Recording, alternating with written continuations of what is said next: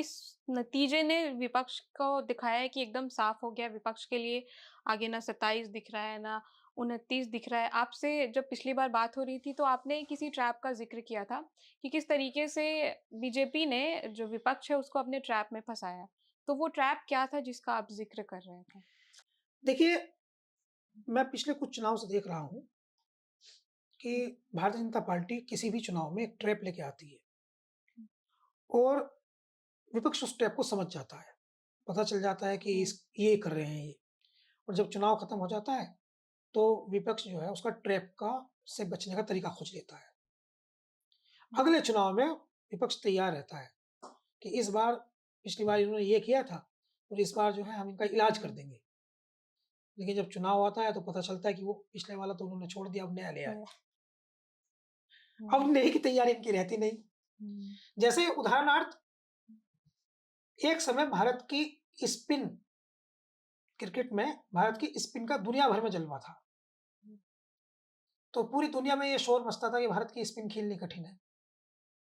तो वो off spin Bharat की खेलनी कठिन थी, फिर लेग स्पिन आ गई। तो दुनिया में फिर शोर मच गया, ये कौन-सी स्पिन आ गई? ऑफ स्पिन सामने से गेंद कटती है, लेग स्पिन पीछे से कटती है। तो नया तरीका खोज लाती है भारतीय जनता पार्टी हर चुनाव। जो बिहार का चुनाव है, ये एक तरफ़ा ट्रैप नहीं था, ये हुँ, चौतरफ़ा ट्रैप था। हुँ, भारतीय जनता पार्टी के बारे में कहते हैं कि उनकी जो स्ट्रैटेजी होती है, वो बँटवारे की स्ट्रैटेजी है। हमने चर्चा की थी, आपने और हमने चर्चा की थी, 47 मिनट बातचीत की थी, हमने इसी विषय पे बातचीत की थी। चुनाव से बहुत पहले, वोटिंग से हुँ, बहुत पहले बात की थी। 15 दिन पहले बात की थी और ये कहा था कि ये पॉइंट टू पॉइंट कि ये ट्रैप हो गया है, इस ट्रैप में अपोज़िशन फँस गया है और इस ट्रैप से बाहर नहीं निकल पाएगा, जब तक तो वोट भी नहीं पड़ी थी। और हुँ, वोट पड़ने के बाद, रिज़ल्ट आने के बाद, अब जो हमने चर्चा की थी, आपने और हमने जो चर्चा की थी, वही जेनुइनली सच हो गई। वो जो ट्रैप वही सारे ट्रैप दिखाई दिए। क्या ट्रैप थे वे? चौतरफा हमला था वो, अपोज़िशन पर। विपक्ष ने ये मान लिया है कि भारतीय जनता पार्टी ध्रुवीकरण करेगी बस। हुँ, एक पॉइंट है उनके पास में। लेकिन ये लोग इनकी रिसर्च अनफॉर्चुनेट हल्की है या ये कड़ियों को जोड़ना नहीं जानते। हुँ, भारतीय जनता पार्टी की राजनीति को समझने के लिए आपको जाइए पहले बंगाल। आपको सब चीज़ों को जोड़ना पड़ेगा। बंगाल में भारतीय जनता पार्टी ने ध्रुवीकरण करने का भरसक प्रयास किया। घुसपैठियों की बात भी की। एक पॉइंट हुँ, था, बिहार का बॉर्डर था। भारतीय जनता पार्टी ने 2017 में समाजवादी पार्टी की सरकार ना बने इसलिए यादव परिवार में फूट डालने का काम करने का काम किया। उसको खूब हवा दी। शिवपाल सिंह यादव, हुँ, अखिलेश यादव। उसको हवा दी, उसको मीडिया के माध्यम से या किसी माध्यम से उसको बड़ा किया। भारतीय जनता पार्टी ने मुज़फ्फरनगर दंगे के बाद में चुनाव जीतने के लिए 2 समुदायों के बीच खाई पैदा करने का काम किया, ध्रुवीकरण किया। दंगा हो गया, तो दंगा होने के बाद में उसको इस प्रकार से पॉलिटिकल उसका यूज़ किया ताकि 2 समुदाय अलग-अलग खड़े दिखाई दें। भारतीय जनता पार्टी ने उत्तर प्रदेश के चुनाव में, केंद्र के चुनाव में फ्रीबीज़ राशन पे कॉन्संट्रेट किया। गरीब तबके को राशन बाँटा, गरीब तबके को पैसा दिया। भारतीय जनता पार्टी ने हरियाणा के चुनाव में कांग्रेस में और आम आदमी पार्टी में आपस में तोड़-फोड़ हुँ, मिसअंडरस्टैंडिंग का फ़ायदा उठाया। भारतीय जनता पार्टी ने, बीजेपी ने अलग-अलग राज्य में अलग-अलग टैक्टिक अपनाई, जितनी मैंने आपको बताई।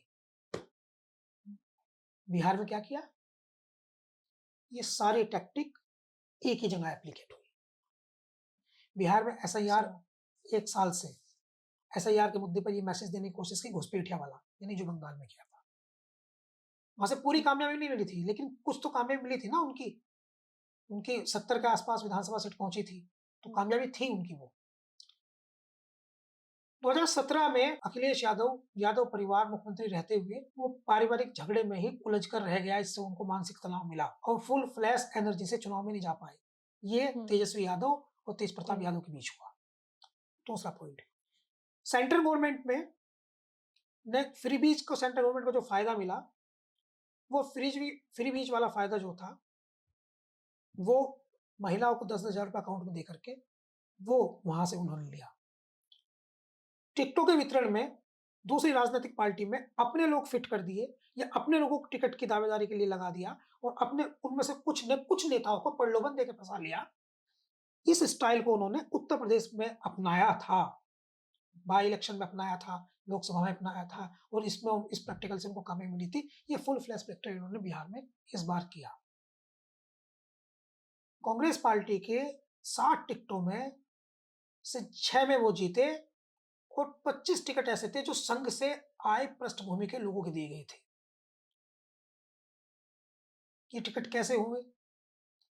और टिकट स्क्रीनिंग कमेटी में जो लोग थे, अघोषित तौर पर ऐसा बताया जा रहा है कि वे एनडीए के कुछ नेताओं के संपर्क में थे। ऐसा ही बताया जा रहा है कि इसकी एक बहुत बड़ी रकम दी गई, पूरे बिहार में चर्चा है। तो जो टैक्टिक, जो प्लान भारतीय जनता पार्टी ने अलग-अलग राज्यों में इस्तेमाल किया, वो बिहार में एक जगह कलेक्टिवली यूज किए। सारे अपने अस्त्र-शस्त्र, सारे अपने पॉलिटिकल फॉर्मूला जो उनका लगाते रहे हैं वो राजनीति में, वो उन्होंने बिहार में लगा दिया, सारा लगा दिया, जाति का लगा दिया। उस जगह जाति का है कि इन्होंने एप्लीकेट किया उत्तर प्रदेश में, इन्होंने एप्लीकेट किया मध्य प्रदेश में, इन्होंने एप्लीकेट किया राजस्थान में, इन्होंने एप्लीकेट किया झारखंड में, एप्लीकेट किया छत्तीसगढ़ में, महाराष्ट्र में। महाराष्ट्र में फ्री बीज वाला था, वो यहाँ एप्लीकेट किया। तो जितने इन्होंने अलग-अलग जगह एप्लीकेट किए, वे सारे इन्होंने यहाँ लगा दिए और जो प्रभावशाली इन्फ्लुएंसर कम्युनिटीज़ हैं, ऐसी कम्युनिटीज़ हैं जो फ्लोटिंग वोट अपने साथ लेकर आती हैं, उनको अधिक टिकट दे दिए। राजद इनके ट्रैप में आ गया। इसके अलावा भारतीय जनता पार्टी को, हालाँकि वो कुछ भी कहें लेकिन हम तो जर्नलिस्ट हैं, असदुद्दीन ओवैसी का ट्रैप ने बहुत फ़ायदा पहुँचाया। उसको भी इसी ट्रैप का हिस्सा बताते हैं। विद्वान लोग जो हैं पॉलिटिकल जानकार, वो कहते हैं कि वो भी एक ट्रैप था। वो सीमांचल का ट्रैप था।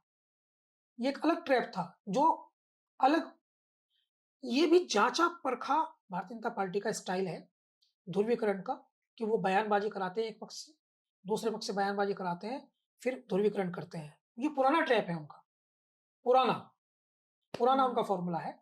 इस फ़ॉर्मूले को सीमांचल में लगा दिया और इसमें ट्रैप हो गई समाजवादी पार्टी।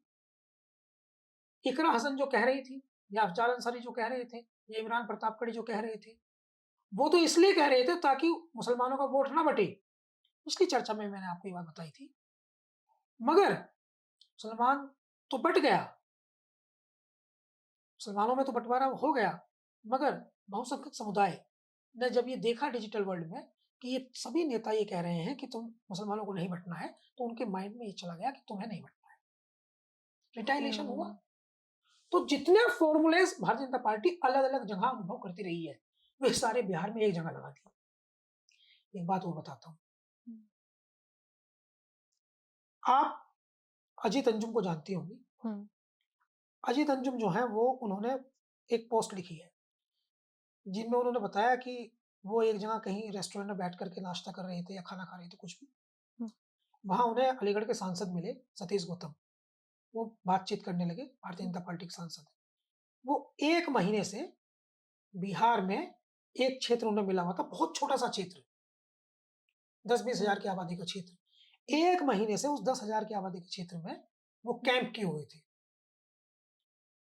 अब ज़रा एक बार इनके नेताओं से पूछिए, इनके स्टार प्रचारकों से पूछिए, इंडिया गठबंधन के, महागठबंधन के, भारतीय जनता पार्टी पूरे चुनाव जीत गई तो भी, चुनाव हार गई तो भी 5 साल चुनाव लड़ती है। एनडीए 5 साल चुनाव लड़ता है। ये अपोजिशन 2 महीने पहले चुनाव लड़ती है। कैसे बराबरी कर लेंगे? एसेट्स उनके पास, फॉर्मूलाज उनके पास, पावर्स उनके पास, सिस्टम उनके पास, कार्यकर्ता उनके पास, पैसा उनके पास, धन उनके पास, बल उनके पास, छल का वो बखूबी इस्तेमाल कर लेते हैं राजनीति में। कैसे मुकाबला करेंगे ये? 2 महीने काम करके कैसे मुकाबला करेंगे? एंटी इनकम्बेंसी पे हमेशा डिपेंडेंट रहेंगे। तो ऐसा पॉसिबल है नहीं। ये इसका मुख्य कारण है।